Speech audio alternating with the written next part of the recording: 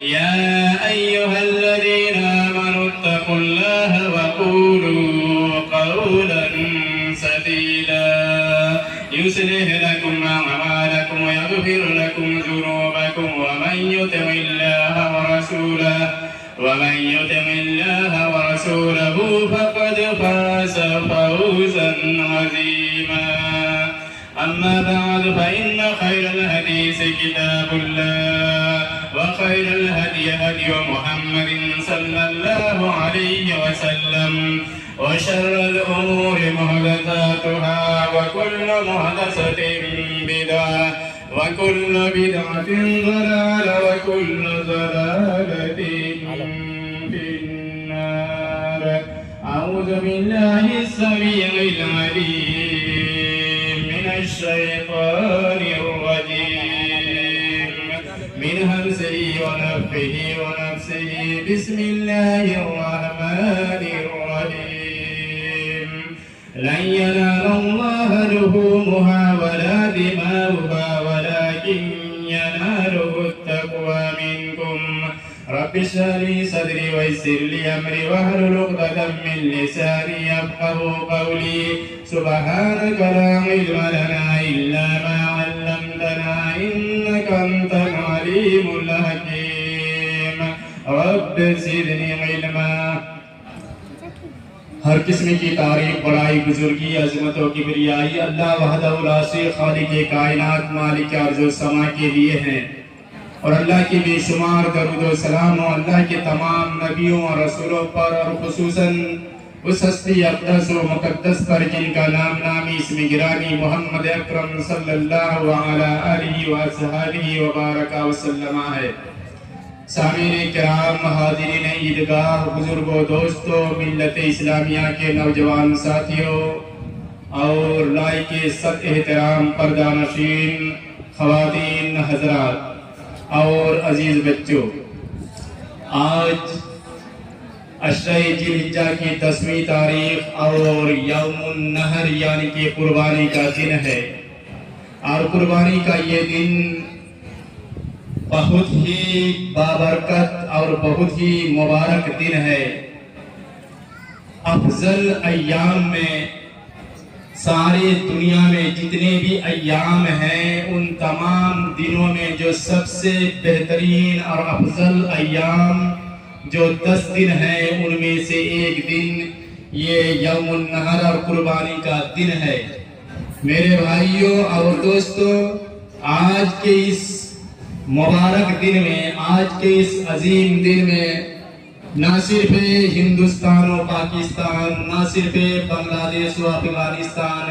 بلکہ جب بھی یوم النحر آتی ہے، عید الاضحیٰ کے دن، یوم النحر کے دن، قربانی کے دن، پوری دنیا کے اندر مسلمان اللہ کی بارگاہ میں اپنے اپنے جانوروں کی قربانی پیش کر کے سنت محمدی کو زندہ کرتے ہیں۔ میرے بھائیوں اور دوستوں، آج کا دن یہ بڑا ہی بابرکت اور مبارک دن ہے، اور ساتھ ہی ساتھ ہم اپنے ان بھائیوں کا شکر گزار ہوں اور وہ قابل تعریف ہیں کہ آج کے اس عظیم دن میں، آج اس کے اس بابرکت اور مبارک دن میں انہوں نے ہمارے پرہیز کے عیدگاہ میں خواتین کے لیے پردے کا انتظام کر کے سنت محمدی کو پھر سے زندہ کیا ہے۔ انشاءاللہ یہ قابل اجر کے مستحق ہیں، اور ان کے لیے انشاءاللہ یہ کام صدقہ جاریہ میں شمار ہوگا، کیونکہ کسی بھی سنت کو زندہ کرنا یہ کتنے بڑے اجر کا کام ہے، کتنے بڑے ثواب کا کام ہے۔ ہم اور آپ کو اس کا احساس ہی نہیں، اندازہ ہی نہیں کہ کتنا اس کا اجر ہے، کتنا اس کا ثواب ہے۔ ساتھ ہی ساتھ اس کے بعد جتنے لوگ اس سنت پر عمل کریں گے، جتنے لوگ اس سنت کے مطابق چلیں گے، عمل کریں گے، ان سارے کے اجر کا ثواب بھی نہیں ملے گا۔ ایک تو خود اپنے عمل کا ثواب ملے گا، اور جو اس سنت پر عمل کریں گے ان کا بھی اجر و ثواب کے یہ مستحق اور حقدار ہوں گے۔ ہم ان کے لیے دعا کرتے ہیں کہ رب العالمین ان کی کوششوں کو قبول فرمائے اور انہیں صحیح دین پر چلنے کی توفیق عطا فرمائے۔ مزید دین کی خدمت کرنے کی توفیق عطا فرمائے اور اللہ رب العالمین ان کے لیے اس کام کو صدقہ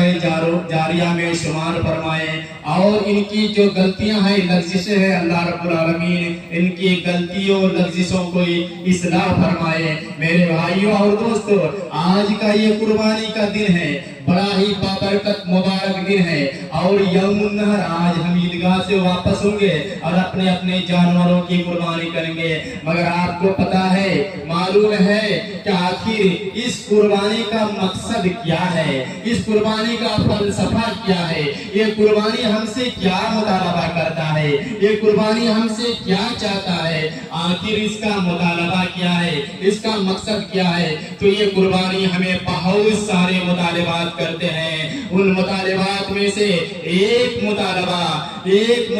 جو ہے وہ ہے اخلاص، یعنی ہم کوئی بھی عمل کریں، کوئی بھی کام کریں، ہمارے دلوں کے اندر اخلاص ہو، خلوصیت ہو، محض للہیت کی خاطر، خلوصیت کی خاطر، اللہ کی رضا کی خاطر ہی کوئی کام کیا جائے، لوگوں کو دکھاوے کے لیے نہیں، ریاکاری کے لیے نہیں، لوگوں کو راضی و خوش کرنے کے لیے نہیں، کوئی بھی کام ہو تو محض اللہ رب العالمین کی رضا کے لیے کرنا چاہیے، محض اللہ رب العالمین کی خوشنودی کے لیے کرنا چاہیے، اپنے دل کے اندر اپنے دل کو پوری طرح سے اللہ کے لیے خالص کر لینا چاہیے، چاہے دنیا والے راضی ہوں یا ناراض ہوں، ہم دنیا والوں کو ہم موٹے تگڑے جانور کی قربانی کر کے ہم شہرت حاصل نہ کرنا چاہیں، بلکہ اللہ کس سے راضی ہوگا اس کی ہمیں فکر کرنی چاہیے، اور صرف قربانی کا یہ عمل نہیں بلکہ ہر عمل چاہے جتنے بھی اعمال ہوں،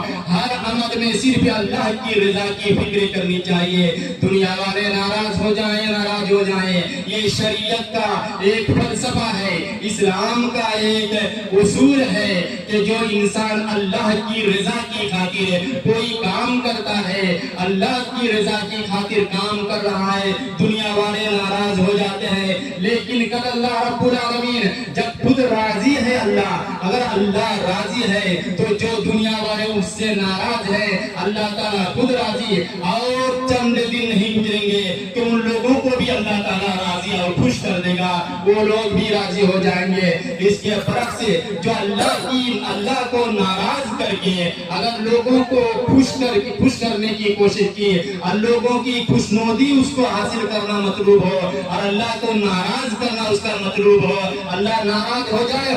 کوئی بات نہیں، ہمیں دنیا والوں کو راضی کرنا ہے، تو پھر اللہ رب العالمین جب ناراض ہو گیا تو جو لوگ اس سے ابھی راضی تھے کل یہ بھی ناراض ہو جائیں گے، یا اگرچہ دنیا والے ناراض ہو جائے مگر اللہ راضی ہے تو اللہ تعالیٰ دنیا والوں کو بھی راضی کر دے گا۔ تو دلوں کے اندر خلوصیت ہونی چاہیے، محض اللہ کے لیے ہمیں کوئی کام کرنا چاہیے۔ دلیل کیا ہے؟ اللہ رب العالمین بیان فرماتا ہے قرآن سے دلیل، اللہ نے فرمایا قُلْ إِنَّ صَلَاتِي وَنُسُكِي وَمَحْيَايَ وَمَمَاتِي لِلَّهِ رَبِّ الْعَالَمِينَ، اے نبی آپ کہہ دیجئے کہ میری نماز خالص اللہ کے لیے، اور میری قربانی یہ بھی خالص اللہ کے لیے، میری نماز بھی خالص اللہ کے لیے اور میری قربانی بھی خالص اللہ کے لیے، کسی کو دکھاوے کے لیے نہیں، شہرت کے لیے نہیں، نام و نہاد کے لیے نہیں، نماز بھی اور قربانی یہ دونوں سب اللہ کی رضا کے لیے، خالص اللہ رب العالمین کے لیے ہے۔ وَمَحْيَايَ، اور جب تک زندگی گزاریں گے، ہمارے زندگی کے ہر پل، ہمارے زندگی کا ہر لمحہ یہ سب اللہ کے لیے ہے، میرا جینا بھی اللہ کے لیے ہے، وَمَمَاتِي، اور میرا مرنا بھی اللہ کے لیے ہے، یعنی نماز بھی اللہ کے لیے، قربانی بھی اللہ کے لیے، اور یہ میری زندگی جو گزرے گی تو میرا جینا بھی اللہ کے لیے ہے اور میرا مرنا بھی اللہ کے لیے ہے۔ قربانی کا دوسرا مطالبہ، قربانی ہم سے دوسرا کیا مطالبہ کرتا ہے؟ تو تقویٰ کا مطالبہ کرتا ہے، ہمارے دل کے اندر تقویٰ ہو، اللہ کا خوف ہو، اللہ کا ڈر ہو، اللہ رب العالمین پرہیزگاری جس دل کے اندر ہوتی ہے ایسے لوگوں کی قربانی کو قبول فرماتا ہے۔ دلیل اس کی بھی دلیل قرآن میں اللہ رب العالمین نے بیان فرمایا لَن يَنَالَ اللَّهَ لُحُومُهَا وَلَا دِمَاؤُهَا وَلَٰكِن يَنَالُهُ التَّقْوَىٰ مِنكُمْ، اللہ رب العالمین کو तुम्हारे जानवरों का गोश्त भी नहीं पहुंचता है और तुम्हारे जानवरों का खून भी नहीं पहुंचता है। अल्लाह को ना तुम्हारे गोश्त की जरूरत है और ना ही तुम्हारे जानवर के खून की जरूरत है। वलाकिन यनालहु तक़वा मिनकुम, अल्लाह को तो सिर्फ और सिर्फ तुम्हारे दिलों का तकवा मतलूब है, तुम्हारे दिलों की परहेजगारी मतलूब है। तुम्हारे दिल के अंदर खौफ खुदा है कि नहीं, तुम्हारे दिल के अंदर अल्लाह का खौफ और डर है कि नहीं। बड़े अफसोस के साथ कहना पड़ता है मेरे भाइयों और दोस्तों, 15-20 मिनट की वजह से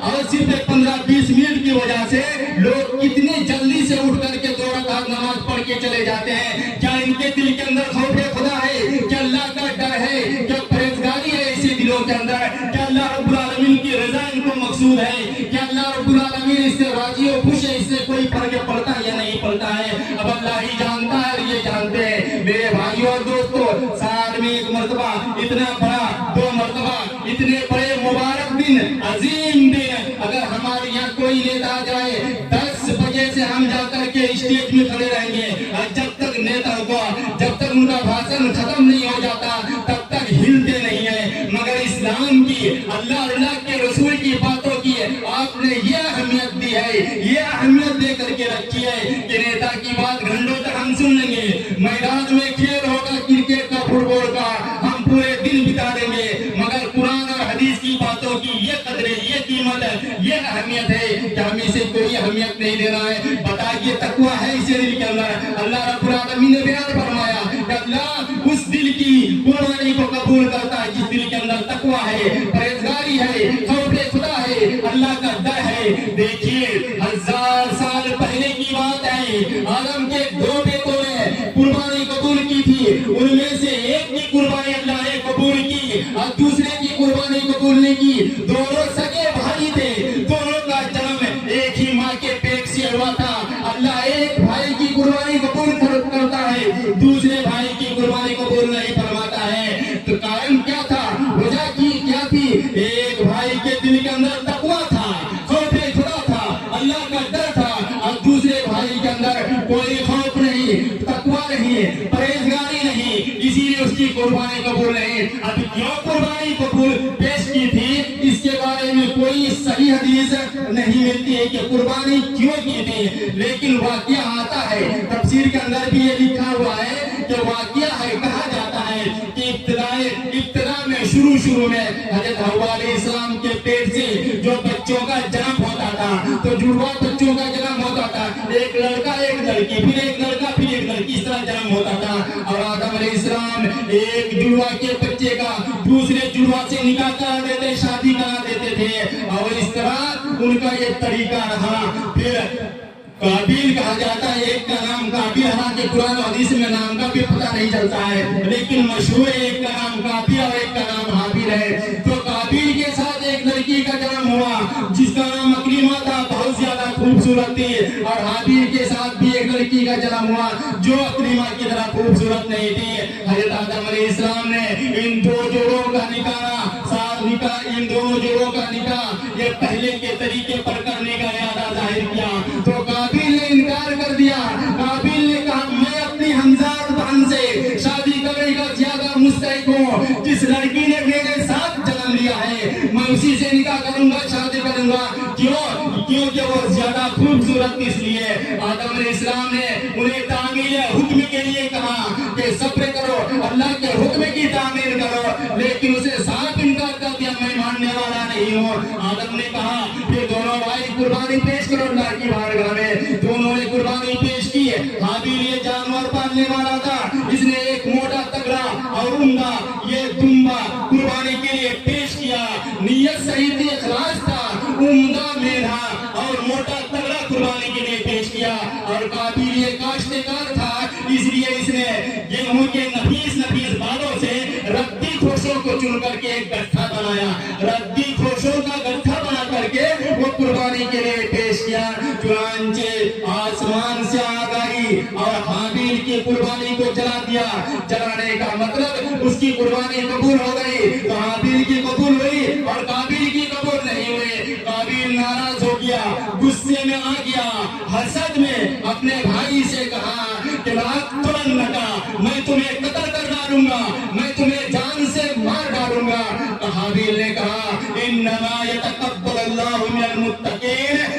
قتل کرنے کی کیا بات ہے؟ اللہ تعالیٰ تو پرہیزگاروں کی، جس کے دل کے اندر تقوی ہوتا ہے، اسی کی قربانی کو قبول فرماتا ہے۔ کہا میں تمہیں قتل کر ڈالوں گا، کہا کوئی بات نہیں، تو مجھے مار ڈال، تو مجھے قتل کر ڈال، کوئی مجھے فرق نہیں پڑتا، تو مجھے قتل کر، لیکن میں تیری طرف دست دراز نہیں کروں گا، میں اپنا ہاتھ تیری طرف نہیں بڑھاؤں گا، میں تمہیں ہاتھ بھی نہیں لگاؤں گا، تو اگرچہ مجھے قتل کر دے، مار ڈالے، لیکن میں تجھے ہاتھ بھی نہیں لگاؤں گا، تیری طرف اپنا ہاتھ نہیں بڑھاؤں گا۔ میں تو چاہتا ہوں کہ تم میرا بھی گناہ اور اپنا بھی گناہ، دونوں کا گناہ اپنے سر پر لے لے اور جہنمیوں میں جا کر کے شامل ہو جائے، کہ ظالموں کا ایسا ہی ٹھکانہ ہوتا ہے اور یہی حال ہوتا ہے۔ اب حابیل نے کیوں کہا کہ تم بھی گناہ لے لے اور تیرا بھی گناہ لے لے؟ حابیل کا کیا گناہ تھا؟ چنانچہ مفسرین نے لکھا ہے، اللہ کی نبی جناب محمد رسول اللہ صلی اللہ علیہ وسلم نے بیان فرمایا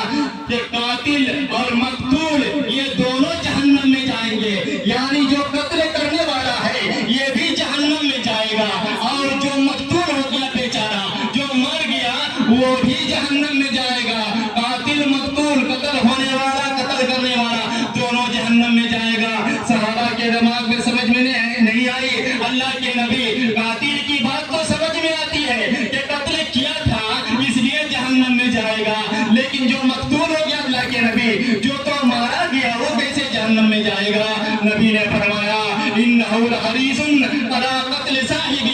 اس لیے وہ دونوں جہنم میں جائیں گے کہ وہ مقتول وہ بھی اپنے بھائی کو قتل کرنا چاہتا تھا، اگرچہ اس نے نہیں سکا اسے مارنے اور خود قتل ہو گیا۔ دونوں نے تلوار لے کر کے نکالی تھی، یہ بھی ادھر سے تلوار لے کے آیا، یہ بھی تلوار لے کے آیا، دونوں میں لڑائی ہوئی، دونوں ایک دوسرے کے قتل پر آمادہ تھے، مگر ایک نے مار دیا اور دوسرا مارا گیا، تو اسی لیے دونوں جہنم میں جائیں گے۔ اسی لیے حابیل نے کہا میں تیری طرف ہاتھ بھی نہیں بڑھاؤں گا، میں تیری طرف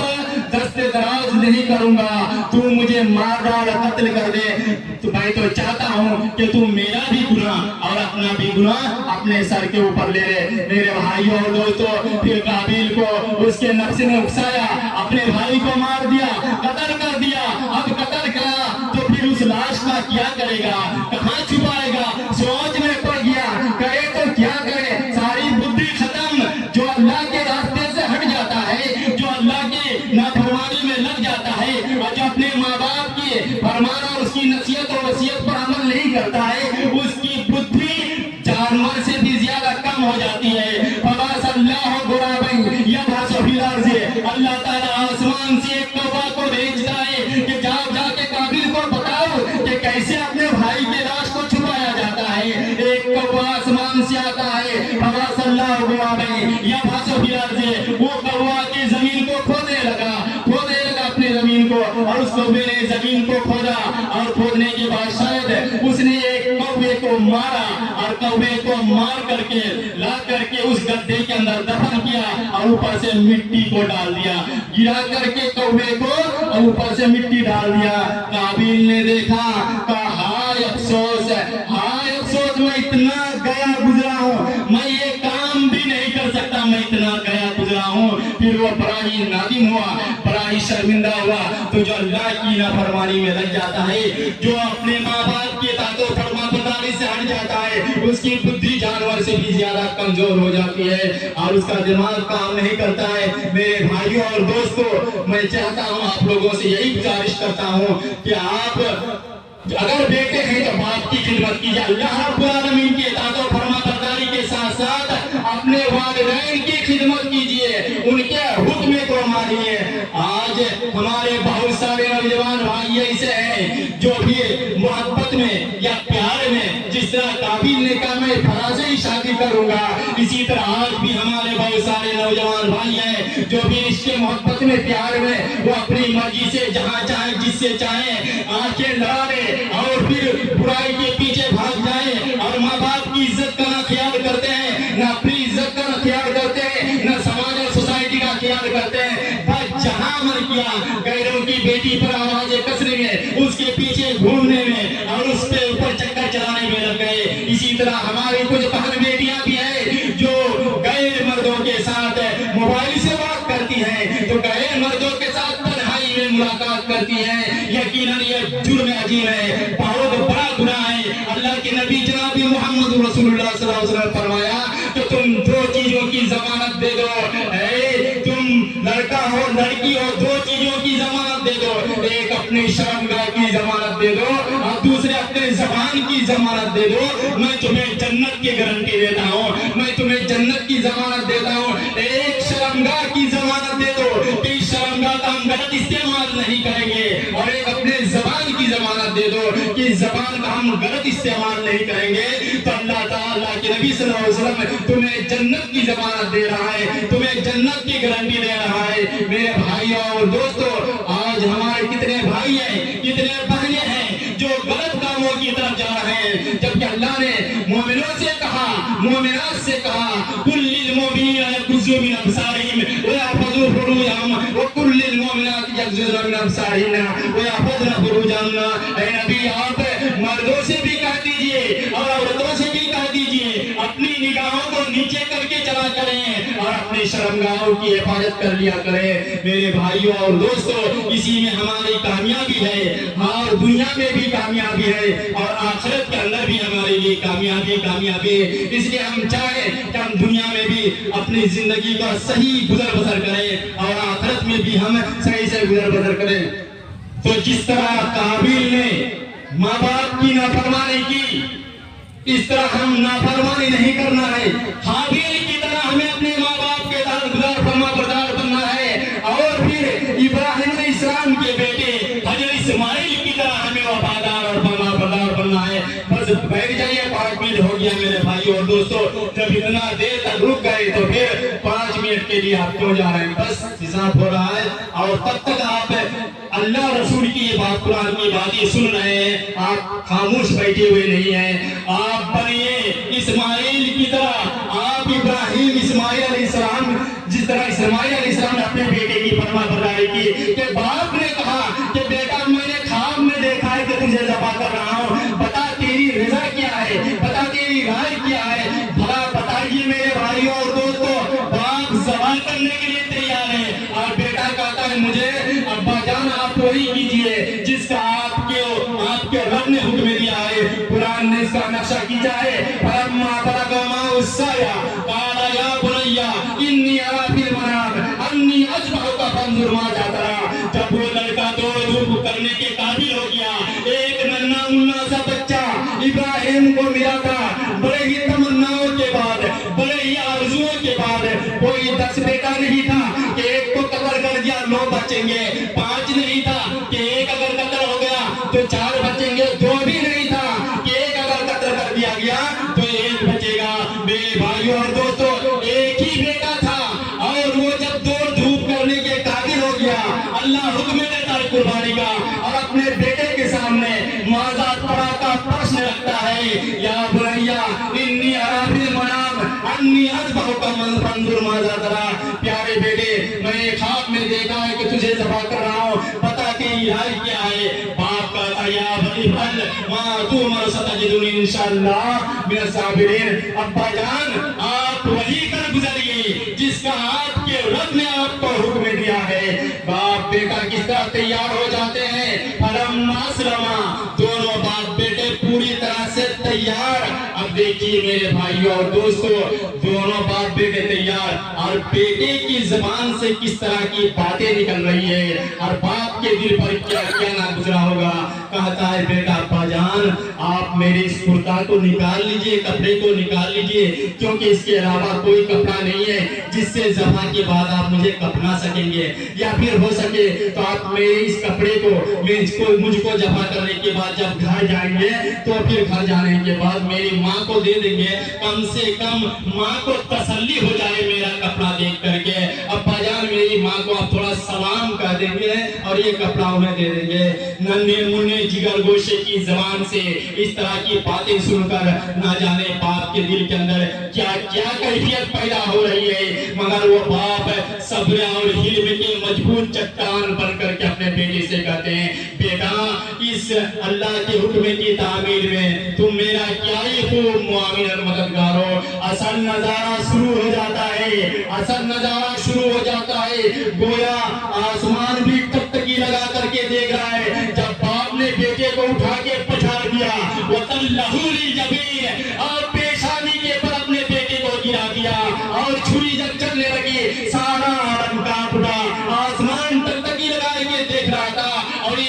بھی حیران و شکر، یہ ہوا کی رفتار بھی گویا بند ہو چکی تھی، یہ چوپائے بھی گویا نقل و حرکت سے معذور ہو گئے، یہ جانور بھی نقل و حرکت سے معذور ہو گئے، یہ درخت کے پتے بھی گویا حرکت کرنے سے معذور ہو گئے۔ جب سارا منظر، یہ منظر سارا کائنات جب یہ منظر دیکھ رہا تھا، اس وقت ایک 99 سال کا بوڑھے باپ کی چھری ایک گنجائے ناشگفتہ ایک معصوم بچے کی گردن پہ لگاتار چل رہی تھی، چل رہی تھی میرے بھائیو اور دوستو۔ لیکن اللہ رب العالمین ابراہیم کے اس عمل سے اتنا خوش ہوا، وَنَادَيْنَاهُ يَا إِبْرَاهِيمُ، اللہ نے پکار کر کہا ابراہیم قد صدقت الرؤیا، تم نے اپنے خواب کو خوب سچ کر کے دکھایا، إِنَّ كَذَلِكَ نَجْزِي الْمُحْسِنِينَ، اسی طرح ہم محسنین کو